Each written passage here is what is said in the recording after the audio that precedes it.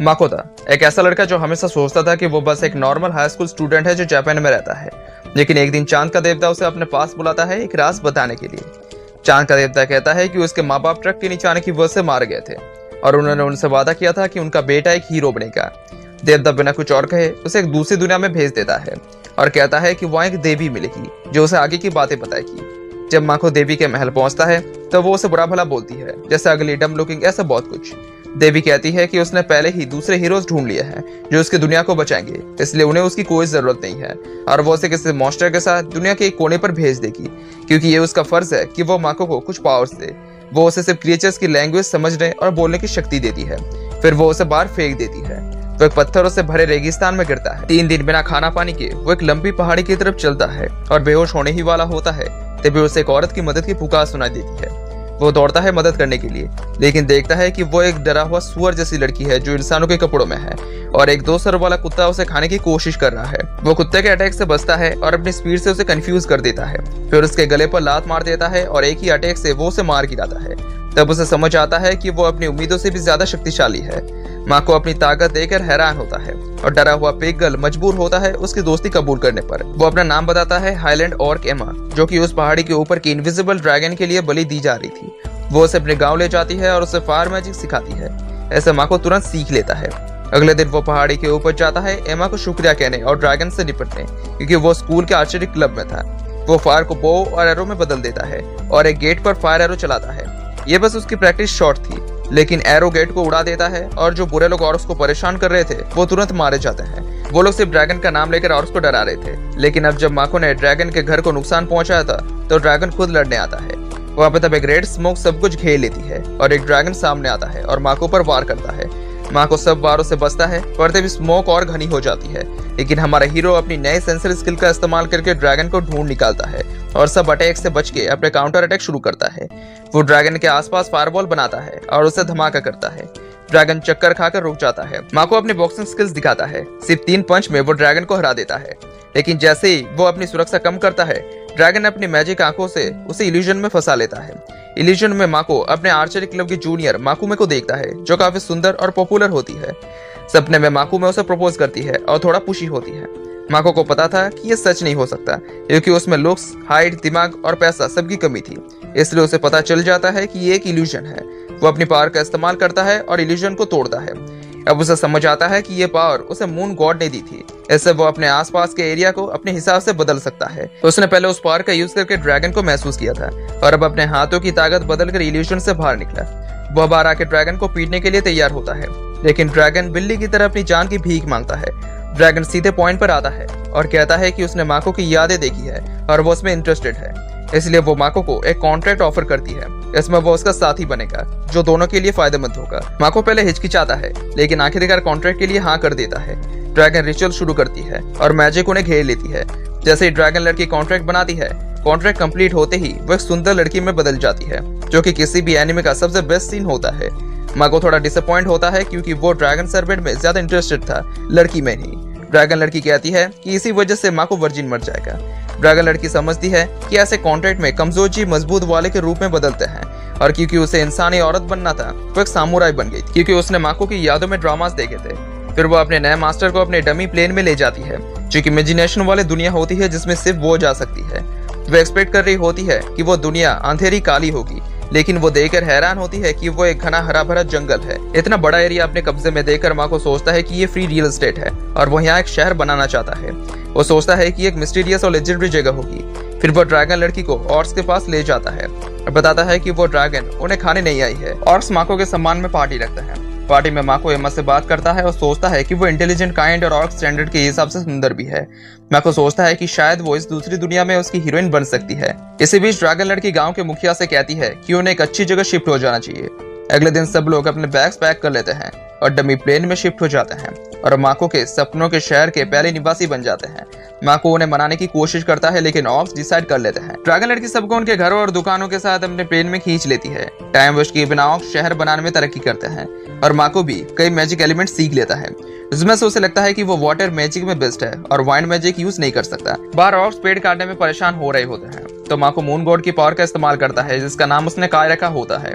वो अपने चारों तरफ काई बनाता है और अपने नाइफ की ताकत बढ़ाकर पेड़ को मक्खन की तरह काट कर एक कोने में गिरा देता है। वो काई का इस्तेमाल करके रॉस के इंजरीज को भी भर देता है और ये ट्रिक मैजिक के बिना भी काम करती है, लेकिन वो उसे अपने ऊपर यूज नहीं कर सकता।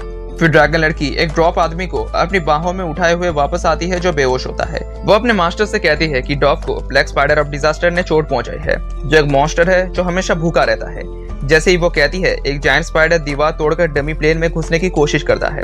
स्पाइडर मॉन्स्टर प्लेन में घुस आता है। उसकी डार्क और किलिंग इंटेंट देखकर माँ को कांप उठता है और ड्रैगन लड़की मदद करने से मना कर देती है, लेकिन वो कहती है कि उसने पहले स्पाइडर से लड़ा है और ये थोड़ा डैमेज होने के बाद भाग जाएगा। तब हमारा हीरो काय का इस्तेमाल करता है और स्पाइडर के पहले अटैक को रोकता है। उसके बाद अपना काउंटर अटैक शुरू करता है। वो स्पाइडर की टांग काट देता है, लेकिन इससे पहले कि वो दूसरा अटैक कर पाए, स्पाइडर उसके ऊपर जंप करता है और उसे अपने डार्क वेब में लपेटने की कोशिश करता है। माँ को डार्क वेब को काट देता है, लेकिन देखता है कि स्पाइडर की काटी गई टांग फिर से रीजनरेट हो गई है। उसके ऊपर तब जितने भी अटैक क्यों न किए जाए, स्पाइडर लगातार रीजनरेट करता रहता है। तो माँ को अपनी स्ट्रेटेजी बदलता है। वो अपने फायर मैजिक और आर्चर स्किल का इस्तेमाल करता है और स्पाइडर के सिर पर हेडशॉट मार देता है। इसके बाद वो अपने पावरफुल फायरबॉल को एक स्पेयर में बदलकर मॉन्स्टर पर जोर का वार करता है, लेकिन स्पाइडर माको के अटैक से निकलने वाले मैजिक को ऑब्जर्व करके अपने आप को हील कर लेता है। तो माको फिर से अपने अटैक पैटर्न को बदलता है। वो कई फायर स्पेयर्स बनाता है और उन्हें स्पाइडर पर बरसाता है, लेकिन स्पाइडर से एक लड़की की हंसी सुनाई देती है।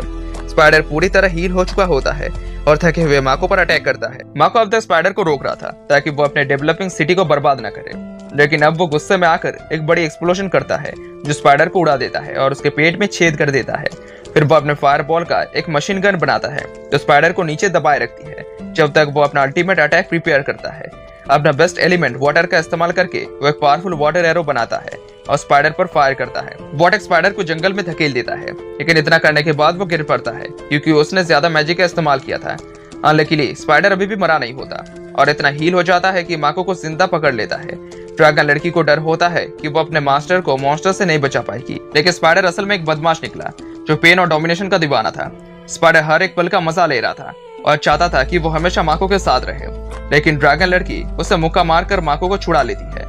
फिर वो स्पाइडर से कहती है कि वो माको के साथ सर्वेंट कॉन्ट्रैक्ट बना ले, चाहे माको बेहोश ही क्यों ना हो। उनका परमिशन बाद में वो ले लेंगे। स्पाइडर कॉन्ट्रैक्ट के लिए तैयार हो जाता है। जब माको बाद में पूरी तरह से हील होकर उठता है तो वो देखता है कि उसके पास एक काली कपड़ों में लड़की बैठी हुई है जो उसे खाना देने के लिए उसका शुक्रिया अदा करती है। वो कहती है कि वो अपने मास्टर के लिए पूरी तरह समर्पित है। माको हैरान और डरा हुआ होता है क्योंकि लड़की थोड़ा क्यूट होती है, लेकिन उससे बिल्कुल भी अच्छा फील नहीं होता। काली कपड़ों वाली लड़की माको को बताती है कि उसका ड्रैगन लड़की उसकी छोटी क्लोन और एमा को हील किया है, लेकिन माको सिर्फ ये पूछता है कि वो कौन है। वो कहती है कि वो ब्लैक स्पाइडर है और बताती है कि कैसे उसने माको के बेहोश होने पर उसके साथ कॉन्ट्रैक्ट बनाया। जैसे ही वो अपने हाथों को चाट कर कहती है कि वो अपने मास्टर को सब कुछ अर्पित करती है, हमारा हीरो घबरा जाता है क्योंकि उसे लगता है कि वो उसके वर्जिनिटी चुरा लेगी। तब ड्रैगन लड़की आती है और उससे नाराज होती है और उसे ग्रेट सर्वेंट कहकर बुलाती है।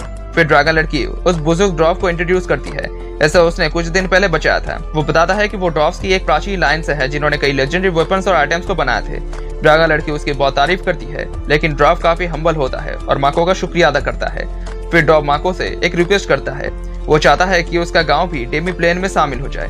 माको काफी इजी गोइंग होता है और तुरंत हाँ कर देता है, लेकिन ड्रैगन लड़की उसकी मासूमियत को कवर करती है और कहती है कि ड्वार्फ्स को कुछ शर्तें पूरी करनी होगी, जैसे शहर की डेवलपमेंट में मदद करना और वेपन्स बनाना। एल्डर ड्वार्फ को इससे कोई दिक्कत नहीं होती और वो कहता है कि वो अपने क्लैन को कुछ दिनों में मना लेंगे, लेकिन ड्रैगन लड़की अपने स्किल को यूज करके काम जल्दी करवा लेती है और माको बस अपने अंडरलिस्ट को देखता रह जाता है। फिर उसके सर्वेंट माको से एक और रिक्वेस्ट करते हैं। वो चाहते हैं कि माको उनका नाम रखे। माको को लगता है कि इसमें कुछ खास नहीं, लेकिन वो सब इसमें काफी फैशनेट होते हैं और मना नहीं करते। माको अपने दिमाग तेज करके एक सुंदर नाम सोचता है और इंटेंस सोच विचार के बाद वो ड्रैगन लड़की का नाम तोमो रखता है, हिस्ट्री की एक सबसे बहादुर फीमेल सामुराई का नाम पर। ड्रैगन लड़की अपने नाम से बहुत खुश होती है और खुशी से डांस करने लगती है। फिर वो समझती है कि मास्टर के द्वारा नाम देने से किसी भी मॉन्स्टर की ताकत बढ़ती है। तोमो कहती है कि एक खास नाम था जो उसकी पूरी ताकत को उभार देती, लेकिन उससे सिर्फ एक नेचुरल नाम चाहिए था अपने मास्टर के लिए। अगला नंबर स्पाइडर का आता है और माको उसका नाम मियो रखता है। ऐसे स्पाइडर बहुत खुश होती है और बहुत ओबीडियंट बन जाती है। अगले दिन माको अपनी सिटी में अलग अलग स्पीसीज के बड़े झुंड को देखता है। इसमें ऑक्स, डॉग्स, स्पाइडर लोग और लिजर्ड लोग शामिल होते हैं। माको हैरान होता है क्योंकि उसने आखिर 2 स्पीसीज को ही पहले कभी नहीं देखा था, लेकिन इससे पहले कि वो अपने सर्वेंट से पूछ सके, वो सब खुद को क्राउन के सामने इंट्रोड्यूस करते हैं। फिर डेमोक्रेटिक इलेक्शन के जरिए अपने मास्टर के टाइटल का फैसला करते हैं। और ऑफिशियली माको को यंग लॉर्ड कहकर बुलाना शुरू करता है। ऑक्स की इच्छा देखकर माको मना नहीं कर पाता। फिर डॉग्स के चीफ आकर माको से मिलते हैं। वो कहते हैं कि माको तो मुश्किल से ह्यूमन लगता है। ऐसे माको ऑफेंड हो जाता है, लेकिन चीफ कहता है कि अगर माको को गॉडेस ने नहीं भेजा होता तो इतना पावरफुल सर्वेंट को कंट्रोल करना इम्पॉसिबल होता। इस बात से माको का मूड और खराब हो जाता है। माको गुस्से में चीफ पर चिल्लाता है, लेकिन चीफ खुश होता है देखकर कि माको गॉडेस के साथ नहीं है, क्योंकि डॉग्स को गॉडेस पसंद नहीं होती और इसी वजह से वो माको की सेवा करने का फैसला करते हैं।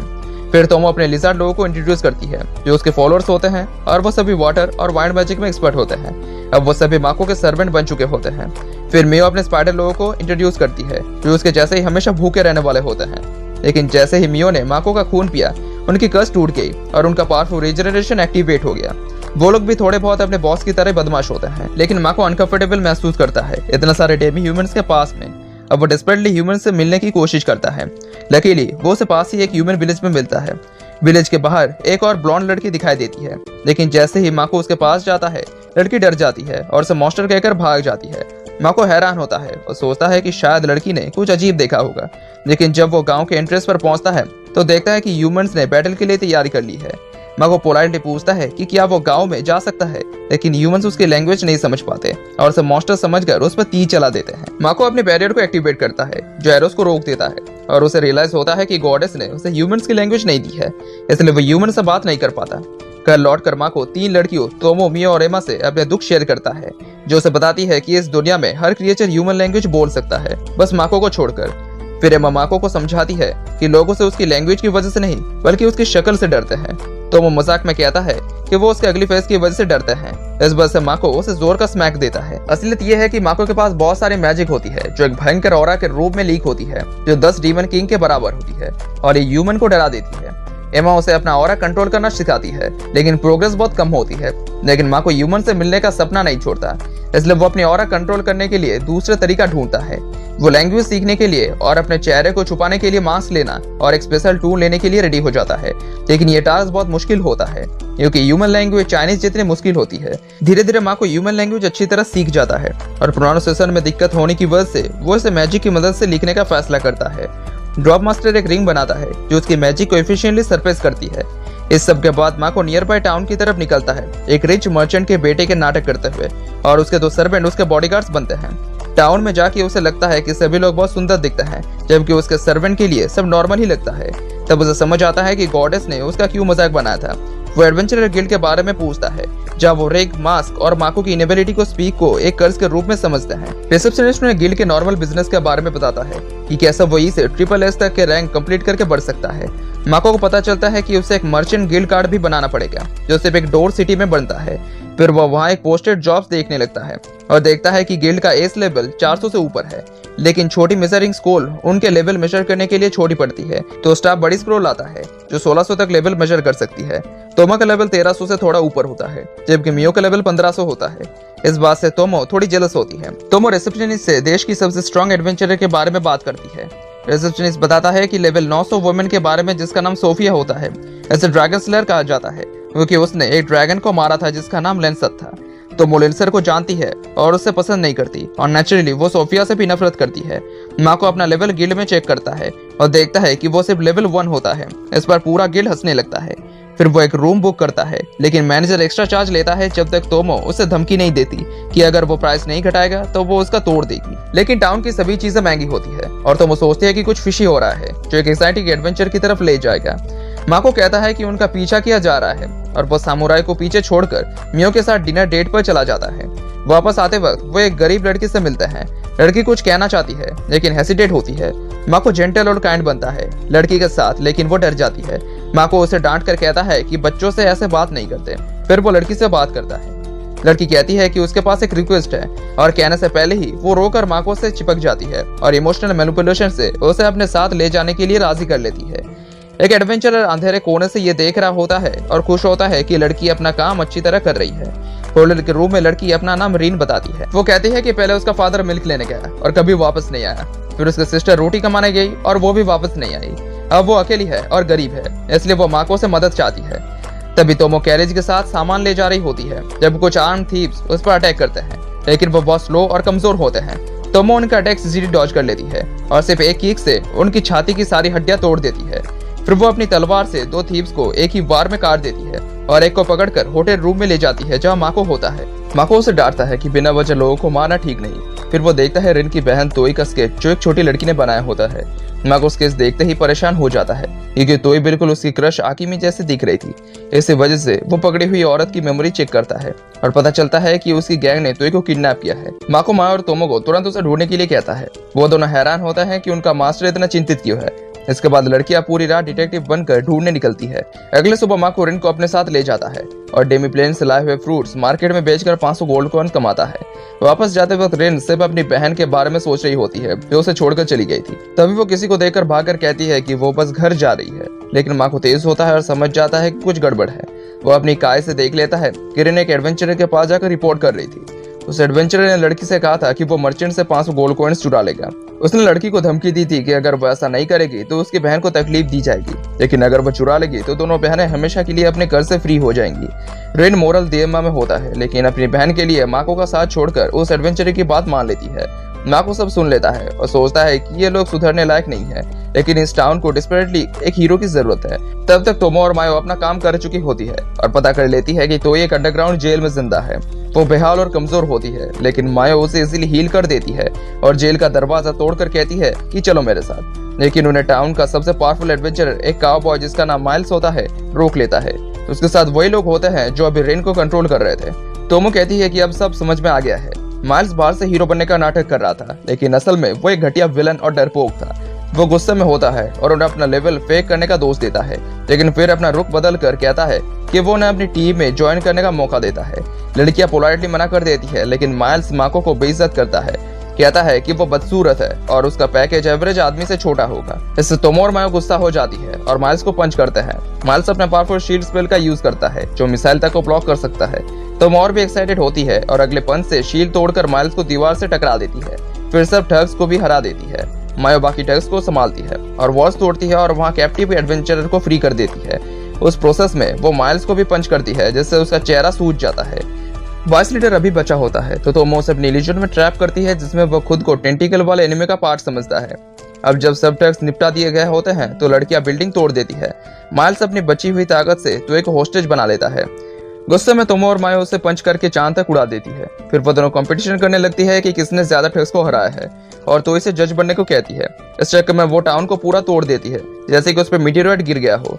तोए और रेन फिर मिल जाती है और तोए माको का शुक्रिया अदा करती है। माको देखता है कि तोए बिल्कुल उसकी क्रश जैसी लगती है, बस उसके बाल का रंग अलग होता है। उसकी 3 मेजरमेंट्स भी बिल्कुल सेम होती हैं। अब समय होता है 2 नौटी लड़कियों को टाउन तोड़ने की सजा देने का। वो मियो से कुछ सिल्क मांगता है ताकि उन्हें एक साथ बांध सके। फिर वो सिल्क रोप को एक तीर से बांधकर दोनों को आसमान में शूट कर देता है। अपने नौकरानियों की टाउन को तोड़ने की जिम्मेदारी से बचाने के लिए माको सच को सबसे छुपा लेता है। वो टाउन से भाग जाता है और अपनी दोनों लड़कियों रेन और जो एडवेंचरर्स उन्हें बचाए थे उसके साथ निकल पड़ता है। वो लोग मर्चेंट सिटी की तरफ सफर करते हैं। तोमो की पावर्स की वजह से उनके साथ सफर कर रहे एडवेंचर्स की यादें मिटा दी गई होती है। उन्हें लगता है कि टेलीपोर्टेशन सेंटर में किसी मॉन्स्टर के अटैक की वजह से ऐसा हुआ है। माको मायो और तोमो को अलग करना चाहता है ताकि उनके जेलसी से दूसरा टाउन न डिस्ट्रॉय हो जाए। वो तोमो का उन सामुराइज की कहानी सुनाता है जो ताकत बढ़ाने के लिए जंगल में चले जाते थे। तोमो को यह आइडिया पसंद आता है और वो तुरंत परमिशन मांगती है कि वो जंगल में जाकर ट्रेनिंग करे। इसके बाद ग्रुप एक कैरेज में ट्रैवल करते हैं। रास्ते में माको अपने कार का इस्तेमाल करके कुछ किलर बी मॉन्स्टर भेजता है। वो मियो से कहता है कि उनका ख्याल रखो। मियो अपना फैन का इस्तेमाल करके उन्हें इंस्टेड को वाइन प्लेट से काट देती है। माको उसे आंख ना मारने की कोशिश करता है, लेकिन बार बार उसकी नजर नीचे चली जाती है। जब वो देखता है कि तोई कितनी खतरनाक तरीके से मॉन्स्टर के कॉर्प्स को काट रही थी तो उसका इंटरेस्ट लड़की में कम होने लगता है। इस तरफ सफर करते हुए उस मॉन्स्टर से लड़ते हुए ग्रुप मर्चेंट सिटी तक पहुंचता है। गेट के पास वो एक रेयर बी मॉन्स्टर देखता है जिसका नाम रूबी आइस होता है। ऑर्डिनरी एडवेंचर को लगता है कि वो इस मॉन्स्टर से नहीं निपट सकते। माको मियो से कहता है कि इंसेक्ट्स को मारो, लेकिन जब एडवेंचरर्स कहता है कि उनके कीमती मॉन्स्टर के बॉडीज को डैमेज ना हो तो वो फ्रस्ट्रेटेड हो जाती है और अपने मास्टर से कहती है कि खुद ही कर लो। जब वो देखता है कि कोई ऑप्शन नहीं है, माको अपना बो और एरो उठाता है। रूबी आइस का वीक स्पॉट टारगेट करता है और एक एक करके उन्हें गिराता है। कोई यकीन नहीं कर पाता कि एक लेवल पर मर्चेंट इतना स्किल फाइटर हो सकता है, लेकिन सबका ध्यान बस कुछ ही सेकंड के लिए उस पर रहता है क्योंकि उन्हें रेयर मॉन्स्टर से रॉ मटेरियल्स कलेक्ट करना होता है। पिछले टाउन का डिस्ट्रॉय होने की वजह से रजिस्ट्रेशन न्यूज कहीं ट्रांसफर नहीं हो पाई होती है तो माको को वापस से री रजिस्टर करना पड़ता है। वो देखता है कि वो अब भी लेवल 1 ही है, लेकिन उससे एक एस रैंक क्वेस्ट मिला है जो वो कर सकता है, जबकि वो सिर्फ ई रैंक का होता है। Art trading company Ruby ice monster चाहती है जो माको ने जस्ट हंट किए थे, और माको सोचता है कि ये परफेक्ट चांस है अच्छी कमाई करने का। वो हंट के मटेरियल्स को एडवेंचर के साथ डिवाइड करता है, लेकिन रूबी आइस और कुछ मटेरियल्स खुद रख लेता है। वो डिसाइड करते हैं कि रात को एक पार्टी रखेंगे ताकि सेब पहुंचने और अच्छी कमाई की खुशी मना सके। उसकी गिल्ड कार्ड्स मोबाइल फोन की तरह काम करते हैं, जिससे वो एक दूसरे को कॉल कर सकते हैं। वो टाउन मैप्स को एक्सेस करते हैं और पेबल कंटेंट तक भी पहुंच सकते हैं। रात को ग्रुपमेट और दूसरी अच्छी चीजें खाते हुए पार्टी करते हैं। एक एल्फ शराब पीता है और ग्रुप के आर्चर, ह्यूमन अल्केमिस्ट और डॉफ वॉरियर से बातें करता है। डॉफ लड़की माको को आर्म रेसलिंग के लिए चैलेंज करती है, लेकिन माको उसे बच्चे की तरह हरा देता है। जब सब लोग ज्यादा शराब पीने के बाद बेहोश हो जाते हैं तो ये माको को आर्ट ट्रेडिंग कंपनी के बारे में वार्न करती है। ऐसे वो डील करने वाला है क्योंकि उसने सुना है कि उनके क्लाइंट्स के साथ बुरा होता है। ऐसा माको बहुत ही चिंतित हो जाता है और रूबी आइस पर भी इसका असर पड़ता है। फिर वो अपने होटल के रूम में जाता है जब मायो उसकी इंतजार कर रही होती है। वो बहुत ही डिस्परेट होती है उसके साथ इंटीमेट होने के लिए और बेड तोड़ने तक का प्लान बनाती है ताकि अपने चांसेस बढ़ा सके, लेकिन माको के पास उसकी फैंटेसीज को पूरा करने का कोई इरादा नहीं होता और वो सीधा हो जाता है। अगले सुबह वो वापस डेमी प्लेन में जाते हैं क्योंकि अब वो खुद मिस गेट्स बन सकते हैं। वहाँ एमा ने उसके सेक्रेटरी का काम संभाल लिया होता है और वो बताती है कि हर प्रजा यहाँ एडजस्ट हो रही है और अपना काम कर रही है। सब अपनी ताकत मिलाकर माको के लिए एक बड़ा सा कैसल बना रहे होते हैं। इसका प्लान उन्होंने उसके दिमाग से निकाल कर समझा था, जो तोमो ने रिकॉर्ड करके ट्रांसलेट किया था। ड्रैगन लड़की की बात करे तो ना माको, ना एमा और ना उसका छोटा क्लोन उसे कॉन्ट्रैक्ट कर पाए हैं, लेकिन माको के पास इस बारे में सोचने का वक्त नहीं होता क्योंकि डॉब्स का चीफ उसे वर्क प्लेस में बुलाता है और डॉब्स ने उसके लिए फ्लैशी आर्मर बनाया होता है, लेकिन माको मना कर देता है क्योंकि वो एक आर्चर है, सोल्जर नहीं। डॉब्स रोते हैं, लेकिन फिर माको एक कोड देखता है जो उसके स्टाइल को सूट करता है। ये कोड उसी मैड जीनियस ने बनाया होता है जिसने उसके रिंग बनाया था, और माको को यकीन होता है कि ये कोड इतना मैजिक खींच लेगा कि वो मर जाएगा, लेकिन ऐसा नहीं होता। कोड हाई मैजिक और फिजिकल डिफेंस प्रोवाइड करता है और अपना रंग बदलकर डिफेंस से मोबिलिटी फोकस में स्विच कर सकता है, लेकिन वो तुरंत फट जाता है और डॉब्स का हेड ये डिसाइड करते हैं कि अगली बार वो उसे बेटर बनाएंगे। डेमी प्लेन के लोग ह्यूमन बन जाते हैं टेम्पररी ट्रांसफॉर्मेशन मैजिक से और मेनली इंग्रेडिएंट कलेक्शन पर काम करते हैं। अगले दिन माको रूबी आइस को लेकर अकेले आर्ट ट्रेडिंग कंपनी जाता है। वो अपने पहले बड़े बिजनेस के लिए वो थोड़ा घबराया होता है। वहाँ उसका स्वागत पैट्रिक और उसके लॉयल बटलर करते हैं। माको उनको अपनी फेक कर्स स्टोरी बताता है कि वो लेवल 1 का एडवेंचर है जो मर्चेंट बनना चाहता है। पैट्रिक तुरंत सोचता है कि अब और बात करने की जरूरत नहीं है। लेवल 1 सुनकर मर्चेंट बोर्ड हो जाता है और सोचता है कि माको बस एक ओवर कॉन्फिडेंट न्यूबॉय है जो सब गलत कर रहा है, लेकिन जैसे ही माको उन्हें रूबी आइस दिखाता है पैट्रिक शॉक्ड होता है कि ये रियल है और वो माको से माफी मांगता है। फिर वो कहता है कि उसे ये रेयर इंग्रेडिएंट अपनी पत्नी और 2 बेटियों के लिए चाहिए जिन पर एक कर्स डिजीज लगी हुई है। एक विश डॉक्टर ने उन तीनों पर लेवल 8 कर्स डाला था और टॉर्चर के बाद भी वो डॉक्टर कर्स का डिटेल्स नहीं बताया और मार दिया गया। माको पैट्रिक की कहानी सुनकर इमोशनल हो जाता है और उसे रूबी आइस देता है और मदद का प्रॉमिस करता है। पैट्रिक और उसका स्टाफ इतने खुश होते हैं कि वो एक दूसरे को गले लगा लेते हैं और रोते हैं। फिर माको मर्चेंट गिल्ड जाता है जहाँ 2 टेस्ट उसके सामने ऑब्स्टेकल की तरह होते हैं। मर्चेंट बनने से पहले रिसेप्शनिस्ट कहता है कि पहले टफ रिटन टेस्ट होगा, अगर पास किया तो प्रैक्टिकल टेस्ट होगा मटेरियल गैदरिंग का, और एंड में कुछ पैसे जमा करने होंगे ताकि वो फाइनेंशियली साउंड दिखे। तैयारी के लिए माको एक महंगे मैनुअल को खरीदता है, लेकिन जैसे ही पढ़ना शुरू करता है उसे तुरंत अफसोस होता है। रिसेप्शनिस्ट माको का एक्सप्रेशन देखकर सोचता है कि सब्जेक्ट डिफिकल्ट लग रहा होगा, लेकिन माको कहता है कि वो बिना और प्रिपरेशन के ही टेस्ट देना चाहता है क्योंकि टेस्ट के क्वेश्चन ग्रे स्कूल लेवल के मैथ्स के होते हैं। वो सिर्फ 5 मिनट में टेस्ट कंप्लीट कर देता है। एग्जामिनर इतना शॉक्ड होता है कि उसे छोटा सा हार्ट अटैक आ जाता है और माको सोचता है कि इस दुनिया की एजुकेशन कितनी लो लेवल की है। अब मटेरियल गैदरिंग टेस्ट का टाइम आता है और एग्जामिनर खुश होता है कि माको को 100 स्ट्रॉ मिलती है जिसमें उसे 3 दिन में 4 मुश्किल आइटम या उनके बराबर की चीजें इकट्ठा करनी होती है। लेकिन माको थोड़ी देर सोचता है और थोड़ी मेंटल कैलकुलेशन करके उन्हीं किलर बी के पार्ट जो उसने पहले मारे थे इक्वल वैल्यू के रूप में प्रेजेंट करता है। एग्जामिनर फिर से शॉक हो जाता है। बाद में माको एक रेस्टोरेंट जाता है, लेकिन उसे कुछ भी समझ नहीं आता कि क्या टेस्ट है। वो एक ऐसी ड्रिंक ऑर्डर करता है जो लेमनेड लगती है, लेकिन टेस्ट बनाना शेक का होता है। वो उसे डाइजेस्ट नहीं कर पाता और वापस डेमी प्लेन में आ जाता है जहाँ वो फ्रूट्स खाता है और तोमो एक क्लोन से सुनता है कि प्रोडक्शन कम हो गया है क्योंकि वेदर अनइवन था। माको अपने गिल्यूशन सिटी के सपने के बारे में क्लोन से बात करता है जहाँ लोग मिस्ट में खो जाते हैं और उन्हें रेयर फूड आइटम्स और वेपन्स मिलते हैं। इससे बाहर के गुड्स की इमेज अच्छी होती है और उनका वैल्यू बढ़ता है। तभी उसे तोमो का टेलीपैथी कॉल आता है कि मायो ट्रबल में है। माको तुरंत रिकॉर्ड्स रूम की तरफ दौड़ता है जहाँ उसके 2 सर्वेंट्स लड़ रहे होते हैं। वो एक ह्यूमनाइज्ड एल्फ से पूछता है कि क्या हो रहा है। एल्फ समझने की कोशिश करती है लेकिन वो काफी नहीं होता, तो माको फाइट तोड़ता है और तोमो से पूछता है। पता चलता है कि मायो ने माको के मेमोरीज को देख लिया है। अब माको के पास 2 लड़कियां हैं जिनके टीवी शोज के टेस्ट अलग हैं और वो दोनों लड़ती रहती है कि कौन सा बेटर है। अगली सुबह माको एल्केमिस्ट से मिलता है। इसके साथ उसने ट्रैवल किया था और उसे वो दावत देता है ताकि वो कुछ मेडिसिन बनाए। लेकिन मर्चेंट टाउन का एक और एडवेंचरर उन पर नजर रखता है और प्लान बनाता है कि वो माको और पैट्रिक के प्लान को किसी भी हालत में फेल करेगा। माको एल्केमिस्ट को पैट्रिक के पास ले जाता है और एल्केमिस्ट घबरा जाता है जब उसे पता चलता है कि वो आर कंपनी के लिए काम करने वाला है। बटलर उसे तब ले जाता है और एल्केमिस्ट इंग्रेडिएंट्स और टूल्स देकर रिलैक्स हो जाता है, जैसे अपने जोन में आ गया हो। एब्रोशिया मेडिसिन बनाने का प्रोसेस सिंपल होता है, बस रूबी आइस से लिक्विड एक्सट्रैक्ट करना ट्रिकी होता है। बटलर कहता है कि वो रूबी आइस को असली एम्ब्रोशिया फ्लावर का सब्स्टिट्यूट बना रहा है, क्योंकि रियल फ्लावर मिलना मुश्किल है, लेकिन बीज उन फ्लावर को खाती है, इसलिए उनकी आइस काम में आ सकती है। अब माको सोचता है कि अगर उसके हाथ असली एम्ब्रोशिया फ्लावर लग गया तो वो जल्दी अमीर बन सकते हैं। एल्केमिस्ट रेसिपी फ्लावर करता है और पहले स्टेप प्रिपरेशन मैजिक होता है, लेकिन उनका चैंट बहुत टाइम लेता है। माको उसे इन्फेक्शन समझता है और छुपके से प्रोसेस में इंटरफेयर करके काम जल्दी कर देता है। पहले बोतल बन जाता है और बटलर उसे पैट्रिक की वाइफ को देने ले जाता है। बाकी के 2 डोज बनने के बाद एल्केमिस्ट बहुत ही रिलैक्स हो जाता है। तभी बटलर लैब में घुसता है और एल्केमिस्ट घबरा के बॉटल्स हवा में उछाल देता है। माको तुरंत रिएक्ट करता है और पहला बॉटल इजीली पकड़ लेता है, लेकिन दूसरे के लिए उसे अपने बेसबॉल स्किल का इस्तेमाल करते हुए डाइव करना पड़ता है। वो अपना सिर दीवार से टकराता है, लेकिन बॉटल को संभाल लेता है। फिर सब लोग पैट्रिक के पास दौड़ते हैं, जब पता चलता है कि पैट्रिक को अपनी वाइफ को मेडिसिन पिलाता वक्त हाथ में चोट लग गई थी, क्योंकि उसकी वाइफ ने उस पर रिएक्ट किया था और उसका बिहेवियर वायलेंट था और उसने उस पर अटैक किया था। एल्केमिस्ट कहता है कि ये कर्ज का सेल्फ डिफेंस मैकेनिज्म हो सकता है।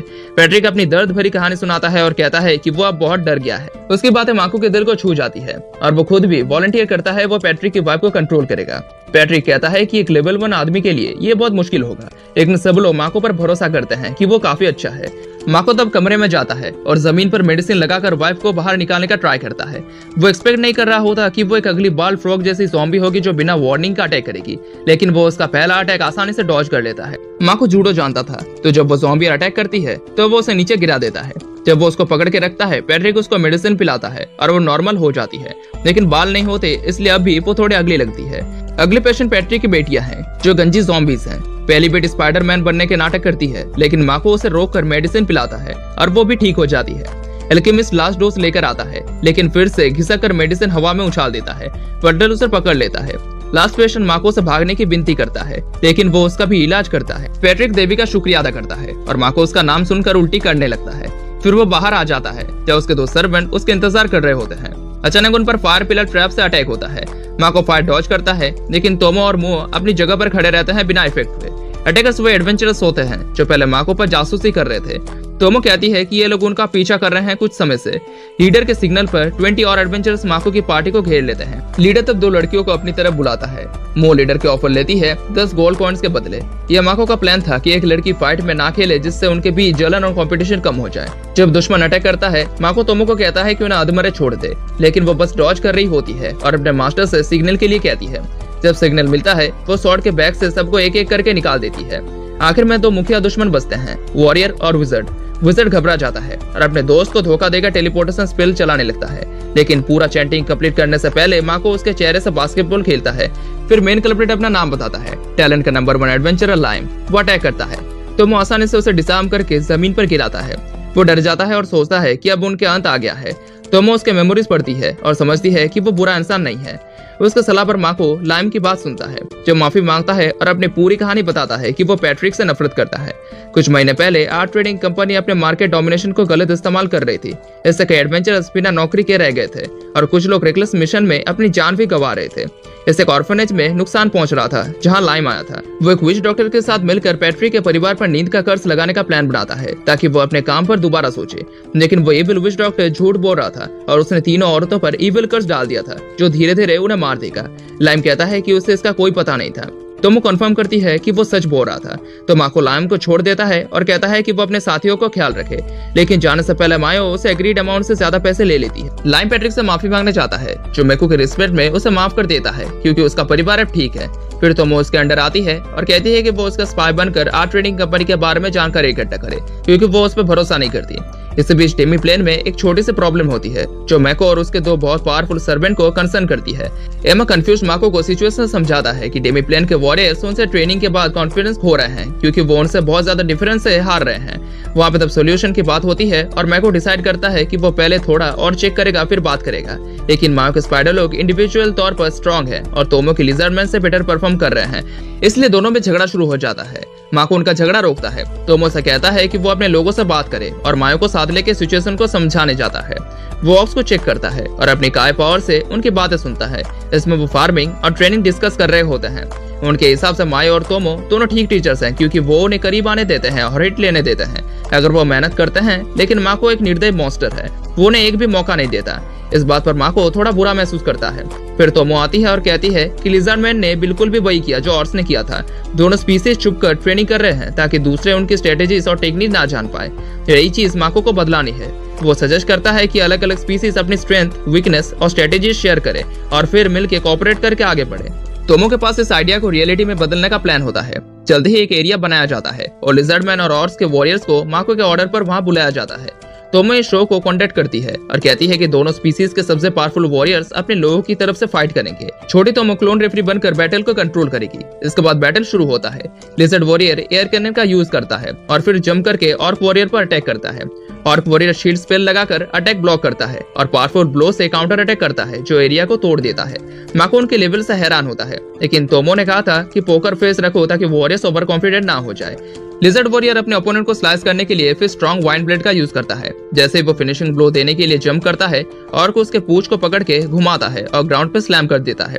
रेफरी बैटल का सिग्नल देता है और कहता है कि ऑक्स जीत गए। सब चैंपियन को कुछ सेकंड के लिए चीयर करता है, लेकिन फिर मूड ग्लूमी हो जाता है क्योंकि माको अभी भी अपना पोकर फेस मेंटेन कर रहा होता है। तोमो कहती है कि ये बैटल उसे डिसअपॉइंट कर गया। अब से रैंकिंग सिस्टम लगाया जाएगा ताकि डिसाइड हो सके कि सबसे स्ट्रॉन्ग कौन है और आखिरकार सभी स्पीसीज बैटल में पार्टिसिपेट करेगी। तोमो के कठोर शब्दों के बाद माको दोनों वॉरियर को एनकरेज करता है और कहता है कि उनमें बहुत पोटेंशियल है। उसके पास ज्यादा कहने को कुछ नहीं होता। फिर तो मैं अनाउंस करती है कि Demi plan rank in tournament का शुरुआत में होने वाला है। अगले दिन हमारा हीरो अपनी लड़कियों के साथ एडवेंचरर गिल्ड जाता है और पता चलता है कि उनके पास अर्जेंट मिशन है क्योंकि बेस्ट एडवेंचरर लाइम रिटायर हो गया है और कई दूसरे इंजर्ड हैं। रिसेप्शनिस्ट को पता नहीं होता कि माको ही उसके सभी प्रॉब्लम्स का रीजन है। माको सोचता है कि वो कुछ स्ट्रॉन्ग एडवेंचरर्स को ट्रेन कर सकता है जो फ्यूचर के नंबर 1 कैंडिडेट्स बन सके और वो तुरंत तोमो की पार्टी को सोचता है। वो तोमो को कहता है कि उन्हें मॉनिटर करे और ट्रेन करे और तोमो इस जिम्मेदारी को अपने ऊपर लेती है ताकि अपने मास्टर के क्रश जैसी लड़की को इतना स्ट्रॉन्ग बना सके कि वो उसकी चिंता न करे। उनका ट्रेनिंग बहुत इंटेंस और टफ होता है। अंत में वो उनके एक स्ट्रॉन्ग मॉन्स्टर के ग्रुप से लड़वाती है, लेकिन जब वो एक भी मॉन्स्टर नहीं हरा पाते तो एडवेंचरर्स बुरी तरह हार जाते हैं और लगभग इंजर्ड हो जाते हैं। तब तोमो उनके बीच बैरियर लगा देती है और उन्हें यूजलेस कहती है और उनकी खराब स्ट्रेटेजी पर लेक्चर देती है। वो कहती है कि वो बस बेवजह मॉन्स्टर पर चार्ज कर रहे थे जो बिल्कुल भी सही नहीं था, इसलिए वो उनके एक नए टैक्टिक सिखाएगी। सबसे पहले वो एल्केमी से कहती है कि एक मर्ड ट्रैप बनाए और उसमें पैरालाइजिंग पॉइजन डाले। फिर वो एल्व्स आर्चर को हाई पोजीशन पर ले जाने को कहती है। डॉफ वॉरियर मॉन्स्टर का सीधा सामना करेगा, जबकि तोमो अपनी स्टिल स्किल का यूज करके पीछे से फिनिशिंग ब्लो देगी। सिंपल मैजिक जैसे मॉन्स्टर के ब्रीथिंग होल्स को पानी से बंद करना ही उन्हें मारने के लिए काफी था। इसके बाद वो उसकी ट्रेनिंग फॉलो करते हैं और अपने बॉस मॉन्स्टर को हंट करते हैं। वो काफी थक जाते हैं और तोमो कहती है कि उन्होंने अच्छा काम किया, लेकिन अगली बार उन्हें पूरे मंकी मॉन्स्टर के गैंग को खुद ही हराना पड़ेगा अगर वो इस टाउन के एडवेंचरर गिल्ड के एस बनना चाहते हैं तो। और अगली बार दूर नहीं है क्योंकि तोमो उन्हें दूसरे मॉन्स्टर देन के पास ड्रॉप करती है और कहती है कि कल सुबह उन्हें हराना है। वो उन्हें रात को तैयारी करने के लिए देती है ताकि वो अपनी स्ट्रेटेजी टेस्ट कर सके, पर वो कॉन्फिडेंट नहीं होते कि वो अपनी करंट कंडीशन में वो काम कर पाएंगे। लेकिन फिर भी वो लौट आते हैं दूसरे ग्रुप को हराकर। डेमी प्लान में माको मियो को एब्रोशिया फ्लावर ढूंढने को कहता है क्योंकि वो उसका यूज मेडिसिन बनाने में करने वाला है जो उसका बेस्ट सेलिंग आइटम होगा। इसी बीच वो टाउन जाता है एक अच्छी जगह ढूंढने अपनी दुकान खोलने के लिए और पैट्रिक से कहता है कि वो उसे आर्ट ट्रेडिंग कंपनी की एक बिल्डिंग में दुकान किराए पर दे। पैट्रिक अपने बटलर को अरेंजमेंट करने के लिए कहता है और फिर माको से बात करता है कि वो अपनी दुकान खरीदने के बजाय किराए पर क्यों लेना चाहता है। रीजन सिंपल होता है। माको ने मर्चेंट गिल्ड से सीखा है कि अगर कोई मर्चेंट किसी देश में परमानेंट दुकान खोलता है तो वो उस देश का हुकूमत उसे स्पाइंग टास्क में मदद मांगता है और वो ये नहीं करना चाहता। पैट्रिक को ये सब अच्छी तरह पता होता है और वो सजेस्ट करता है कि एक नेचुरल सिटी है जो किसी किंगडम की नहीं है। अगर माको वहाँ अपनी दुकान खोलता है तो उसे किसी देश के लिए स्पाइंग नहीं करनी पड़ेगी। माको इस फेवर को खुशी खुशी एक्सेप्ट करता है। इसके बाद माको ने अपनी खुद की ट्रेडिंग कंपनी बना ली थी, इसलिए डेमी प्लेन के लोग उसके लिए पार्टी कर रहे थे। माया अपने मास्टर की ज्यादा अटेंशन चाहती थी, लेकिन तोमो समझती है कि आज का दिन बाकी लोगों के लिए होना चाहिए, इसलिए वो अपनी राइवल को दूर ले जाती है। दो करीबी सर्वेंट उसके पास नहीं होते और बाकी लोग माको के पास आने लगते हैं। पहली आती है एक आउटगर्ल जो ह्यूमन ट्रांसफॉर्मेशन में मास्टर है। वो लड़की एम्ब्रोशिया फ्लावर के बारे में और अपने विजिट के बारे में कहती है। उन्होंने एक तालाब देखा था जहाँ बहुत सारे फूल मिले थे और एग्जैक्ट लोकेशन को वो माको को मैप पर देती है, लेकिन फिर वो कहती है कि वहाँ एक डेमी ह्यूमन स्पीसीज भी थी जो फ्लावर की हिफाजत कर रही थी, इसलिए वो कुछ नहीं ला पाए। माको भी सोचता है कि ये ठीक है कि वो स्ट्रेंजर्स से बिना सोचे समझे लड़ाई न करे। अगला आता है लिजर्ड मैन रिप्रेजेंटेटिव, जो पहली लड़ाई में लड़ा था, और वो बताता है कि वो तोमो के अंडर सामुराई बनने की ट्रेनिंग ले रहा है। माको सोचता है कि वो जरूर उसका इडियट स्वॉर्ड्समैन सिंड्रोम से इन्फेक्टेड हो जाएगा। उसके बाद ड्रॉप आता है, जो पहली बार डेमी प्लेन में आया था, और वो बताता है कि वो दोनों लड़कियों से जेलस है जो अपने मास्टर के साथ बाहर जाती है, लेकिन फिर भी वो यहाँ काफी खुश है। वो कहता है कि डेमी प्लेन लगभग एंडलेस है और उन्हें सब कुछ मिलता है, इसे वो अपना पैराडाइज कहते हैं। वो अपने इंटरेस्ट बताता है कि वो वेपन बेचना चाहता है, और माको कहता है कि वो उसके नए शॉप को एक कोने में जगह देगा ताकि वो ह्यूमन को अपने हथियार बेच सके। फिर आता है ऑर्क, जिसे माको ने पहले हील किया था। वो कहता है कि उसका काम है ह्यूमंस की इल्यूजरी सिटी में गाइड करना। उसके बाद और भी बहुत सारे लोग माको के करीब आना चाहते हैं और उससे बात करना चाहते हैं। इसी बीच माया और तोमो जंगल के एक कोने में होते हैं, और जब वो माको के बारे में बात कर रहे होते हैं तब उसकी मौजूदगी अचानक गायब हो जाती है और फिर वापस आ जाती है। इससे उनका दिमाग में बड़ी पैनिक मच जाती है और वो उसकी जगह पर भाग कर जाते हैं जहाँ वो आर्चरी प्रैक्टिस कर रहे थे। माया बहुत परेशान होती है और वो माको को गले लगाती है और रोती है, और माको को समझ नहीं आता कि उसने क्या गलत किया। तोमो से डांटती है और पूछती है कि वो आर्चरी प्रैक्टिस करते वक्त क्या कर रहा था। थोड़ी देर सोचने के बाद माको कहता है कि वो अपनी एमिंग में इतना डीपली फोकस कर रहा था कि इसी वजह से उन्होंने टेंशन ली थी। उस डीप फोकस के दौरान माको की कॉन्शियसनेस गायब हो जाती है और फिर एरो छोड़ने के बाद वापस आ जाती है। उसे पता नहीं चलता कि वो जब गायब होता है तो क्या होता है और क्या यह गलत है। मिया और भी ज्यादा रोते हुए कहती है कि कोई से वैसे गायब नहीं हो सकता जैसे माको करता है। माको कहता है कि क्योंकि वो जिंदा था तो ये बड़ा मामला नहीं है। तोमो फिर उससे समझाती है कि ये एक सीरियस प्रॉब्लम है जिसके बारे में वो नहीं जानता। उसके इंटेंस फोकस के कारण वो गायब हो रहा था और वापस आ रहा था, जो लगभग मरने और दोबारा जन्म लेने जैसा था। इस वजह से उसका मैजिक तेजी से बढ़ रहा था, जो आम लोगों के लिए इम्पॉसिबल होता है। अब उसका मैजिक इतना बढ़ गया था कि वो अपने पहने हुए 5 रिंग से कंट्रोल नहीं हो पा रहा था। माको चिंतित हो जाता है और पूछता है कि क्या उसका ऑरा लीक हो रहा है जैसे वो एक डीमन हो। तो वो कहती है कि वो लिमिट तो वो पहले ही पार कर चुका है। अब उसका मैजिक गॉडेस के लेवल के बराबर है और इस बढ़ते पावर की वजह से डेमी प्लेन लगातार एक्सपेंड हो रहा है, जो जल्दी ही प्रॉब्लम ला सकता है। लेकिन ये सबसे बड़ा प्रॉब्लम नहीं है। अगर गॉडेस को माको के बढ़ते माना के बारे में पता चल गया तो वो उसे अपने पावर के लिए ट्रीट समझेगी और उसे मारने के लिए अपनी चाल चलेगी। अब माको प्रॉब्लम की गंभीरता को समझता है और डिसाइड करता है कि वो काय का यूज करके अपने ऑरा को छुपाएगा। तो वो कहती है कि वो डॉग्स को कहेगी कि वो और भी इफेक्टिव मैजिक सप्रेसिंग टूल्स बनाए। माँ अब भी रो रही होती है और अपनी सारी आंसुओं की वजह से वो डिहाइड्रेटेड हो जाती है, इसलिए माको उसे उसके कमरे में ले जाता है, जबकि तोमो एक्साइटमेंट से कांप रही होती है कि आगे क्या होगा। अगले दिन माको का मेंटल हेल्थ बिल्कुल टूट गया होता है। पहले वो टेंस था क्योंकि वो आर्चरी प्रैक्टिस नहीं कर पा रहा था। फिर कल रात मियो ने उसके साथ सोने की कोशिश की थी और आज उसके पास अपनी दुकान खोलने के लिए बहुत सारी परमिशन लेनी थी। वो अपने ख्यालों में खो गया होता है कि अचानक अपने आप को एक गली में पाता है जहाँ एक रैट जैसा डेमी ह्यूमन उसके चेहरे पर थैला फेंक रहा था। माको उसकी मदद करता है और तब उसे पता चलता है कि लोग क्यों कहते हैं कि वो मुश्किल से इंसान जैसा लगता है। फिर एक लड़की उस पर हिट लगाने लगती है और तब माको समझता है कि वो रेड लाइट एरिया में आ गया है। लेकिन उसके कुछ कहने से पहले तोमो और मियो अचानक वहाँ पर अपेयर होते हैं और उसे होटल के कमरे में खींच ले जाते हैं। वो गुस्से में कहती है कि अगर वो किसी औरत का प्यार महसूस करना चाहता है तो वो वहाँ है, लेकिन वो किसी दूसरी औरत के साथ कंफर्टेबल हो रहा था। लड़कियां उसे लेती है और पूछती है कि क्या वो उसके लिए काफी नहीं है, और वो और ज्यादा एग्रेसिव हो जाती है जब वो उसका शर्ट फाड़ने लगती है। माको पैनिक करता है, अपने मैजिक का इस्तेमाल करता है और उन्हें रोकने के लिए, और फिर एक मिस गेट के यूज करके भाग जाता है। माँ चिंतित होती है कि शायद अब उसका मास्टर उसे नफरत करेगा, लेकिन तोमो समझता है कि वो बस बिना वजह शर्मिंदा था। माँ को खुद को पेड़ से उल्टी तरह लटका हुआ पाता है क्योंकि वो जल्दी में टेलीपोर्ट हुआ था और एमा उसे ढूंढ लेती है। उसके फटे हुए कपड़े और उसके आसपास पिंक मिस देखकर वो समझ जाती है कि वो किससे गुजरा है। अगले दिन मियो उसके पास आती है जब वो नए सोर्स देख रहा होता है जो उसके मैजिक को सप्रेस करने में मदद करेगा। वो प्राइवेटली उससे माफी मांगती है और माँ को उससे कहता है कि वो ऐसी बातें दोबारा ना करे। मियो जवाब देती है कि ऐसे तो वो वर्जिनी मर जाएगा। माहौल थोड़ा awkward हो जाता है, इसलिए माको से एब्रोशिया फूल के जंगल के बारे में पूछता है जब वो डेमी ह्यूमन स्पीसीज फूल की हिफाजत कर रही थी। फिर वो उससे साथ चलने को कहता है ताकि वो वहाँ उससे बात कर सके। जंगल में उन्होंने देखा कि कुछ एडवेंचरस उन्हें स्पाई कर रहे हैं और जब मियो उन्हें मारने की कोशिश करती है तो माको कहता है कि बस उन्हें सिल्क में फंसाओ और वहाँ से चलो। फिर वो एम्ब्रोशिया नर्सरी एक तालाब में पाते हैं और कोई जरूर बहुत अच्छी तरह से उसका ध्यान रख रहा था। जैसे ही माको फूलों की तरफ बढ़ता है वो फिसलने लगता है और अपने पास को याद करता है। वो मियो से अपना हाथ पकड़ने के लिए कहता है और वो इस मौके का फायदा उठाती है, उसके हाथ पकड़ती है और अपने रोमांटिक सपनों में खो जाती है और दुआ करती है कि ये पल कभी भी खत्म ना हो। तभी तो गार्डियंस ऑफ द लेक यानी जंगल के 2 फॉरेस्ट रोनी उसे रोकने आते हैं। छोटा वाला क्रेजी और गोफी विज़र्ड होता है, इसका नाम एरिस है, और लंबा वाला एग्रेसिव आर्चर है, इसका नाम एक्वा है। माको उन्हें बताता है कि वो बात करने आया है, लेकिन मायो अपने डेमोनिक ऑरा रिलीज करती है क्योंकि वो उन लोगों को मारना चाहती है जिन्होंने उसके और माको के हाथ पकड़ने के दौरान डिस्टर्ब किया था। लेकिन ग्रीडी एडवेंचरर भी एम्ब्रोशिया फूल चुराने आए थे। माको के साथ मियो होती है और वो सिचुएशन से अगले डील करने के लिए वापस उसे छोड़ दिया जाता है। क्रेजी विज़ार्ड एरिस से कहती है कि माया उनके सेक्रेट फूल जैसे स्मेल करती है और फिर वो माको पर आइस स्पीयर से अटैक करना शुरू कर देती है। माको मियो को लेकर भाग जाता है और जब एडवेंचरर औरत पूछती है कि वो क्यों भाग रहा था और लड़ नहीं रहा था तो माको रियलाइज करता है कि वो वही लड़की है जो उसे रेड लाइट एरिया में थी। माको अपने मैजिक काई का यूज करके आइस स्पीयर को काउंटर करता है और तब देखता है कि आर्चर एक्वा एक मैजिकल फायर एरो फायर करता है जो छोटे छोटे टुकड़ों में टूट जाता है और छोटे एडवेंचरर को ब्लास्ट करता है। माको आसानी से अपने काय से उन मैजिकल एरोस को डिफ्लेक्ट कर लेता है।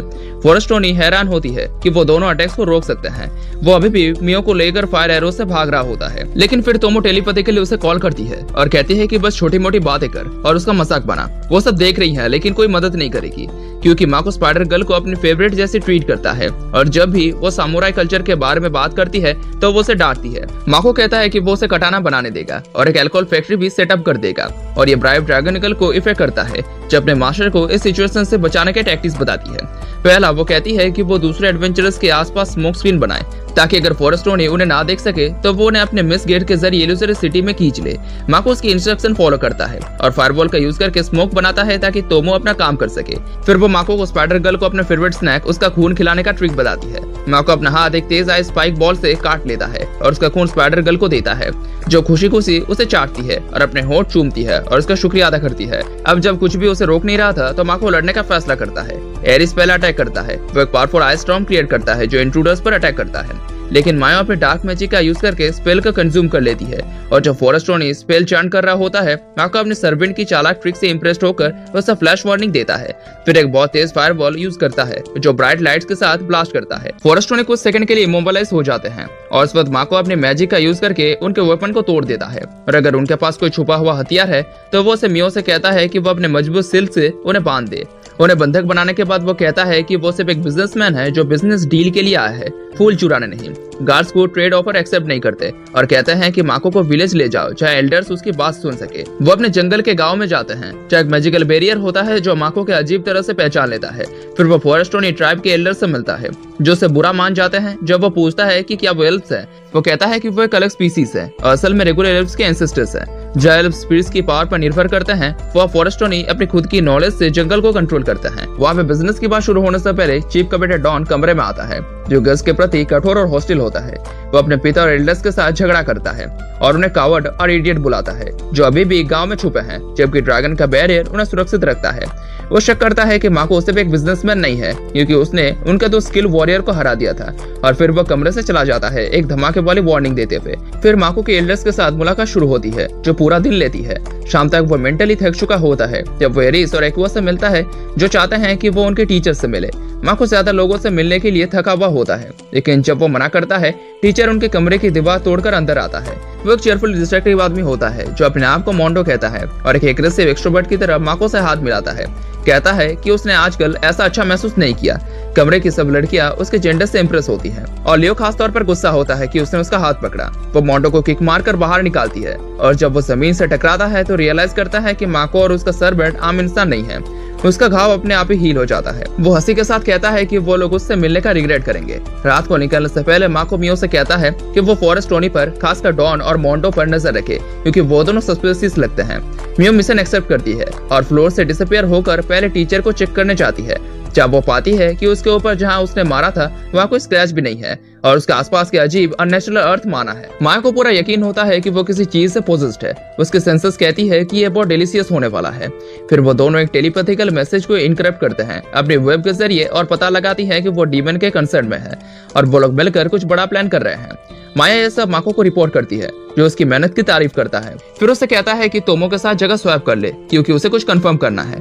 फॉरेस्ट टोनी अपने गेस्ट के लिए पार्टी रखता है और पार्टी एंजॉय करते हुए माको डॉन और मोंडो को कुछ डिस्कस करते देखता है। फिर अचानक मोंडो डॉन की गर्दन पकड़ लेता है और एक अजीब मॉन्स्टर उसके बदन से निकलता है जो स्केलेटन मॉन्स्टर जैसा दिखता है जो डॉन की पूरी लाइफ फोर्स एब्सॉर्ब कर लेता है और उसे हस्क बनाकर मार देता है। सब डर जाते हैं और माको स्केलेटन मॉन्स्टर से पूछता है कि उसने 2 आदमियों को क्यों मारा। वो कहता है कि उसका पुराना वेसल अब बेकार हो गया है क्योंकि उसने अपनी पूरी लाइफ फोर्स कंज्यूम कर ली थी और दूसरा आदमी डीमन के साथ कोलैबोरेट कर रहा था। ऐसा वो पसंद नहीं कर रहा था। स्केलेटन मॉन्स्टर को माको में इंटरेस्ट होता है क्योंकि वो उसके ऑरा से नहीं डरता और वो उससे कुछ सवालों को पूछना चाहता है, लेकिन माको मॉन्स्टर के बारे में पहले से ही बहुत कुछ जानता है और उसकी बैक स्टोरी बताता है। वो एक रिसर्चर था जो नॉलेज के लिए बहुत लालची था, इसलिए उसने फॉरबिडन एक्सपेरिमेंट किए और इमॉर्टल बॉडी हासिल की ताकि वो हमेशा पढ़ाई कर सके। ये बेसिकली लीच की डेफिनेशन है जो माको ने वीडियो गेम से सीखी थी और स्केलेटन मॉन्स्टर को बहुत इंप्रेस करता है। वो माको को अमेजिंग कहता है, लेकिन वो कॉन्फिडेंट होता है कि वो लड़ाई में जीतेगा। वो माको पर एक पावरफुल अटैक यूज करने वाला होता है और वार्न करता है कि अगर माको उस अटैक को डॉज करेगा तो उसके पीछे वाले फॉरेस्ट ओनी मर जाएंगे। इस तरफ लीच माको को कर्स करने की कोशिश करता है, लेकिन माको किसी भी स्टेटस एलिमेंट के प्रति रेसिस्टेंट होता है अपनी वास्ट मैजिक कैपेसिटी की वजह से। फिर वो मायो की पावर की एक कॉपी यूज करता है डार्कनेस के जरिए अटैक एब्जॉर्ब करने के लिए। साथ ही लीच की सारी पावर कंज्यूम करके उसे हरा देता है, लेकिन वो उसे नहीं मारता। लीच घुटनों पर गिरता है, तभी तो वो भीड़ में से आती है और इस गेट से लीच को टेलीपोर्ट कर देती है। फॉरेस्ट ओनी माको की पावर से डर जाते हैं और अब उसे असली मॉन्स्टर समझने लगते हैं। एल्डर्स डर के मारे अपना प्लान बताते हैं कि वो पार्टी के दौरान उसका गार्ड गिराना चाहते थे, फिर छुपके से उसे मार देना चाहते थे। माको हैरान होता है, लेकिन तोमो उसकी बात बीच में रोक देती है। वो एल्प्स के चीफ्स को पहचानती है और उसे नाम से पुकारती है, लेकिन वो याद नहीं करता कि वो उसे भी कभी भी मिला है। तोमो से वो वक्त याद दिलाती है जब वो जवान था। वो प्रैक्टिकली रोते हुए उसे अपने गांव के आसपास मिस्ट बैरियर बनाने के लिए उसे विनती करती है और इसके साथ ये पार्ट खत्म हो जाता है। Thank you for watching.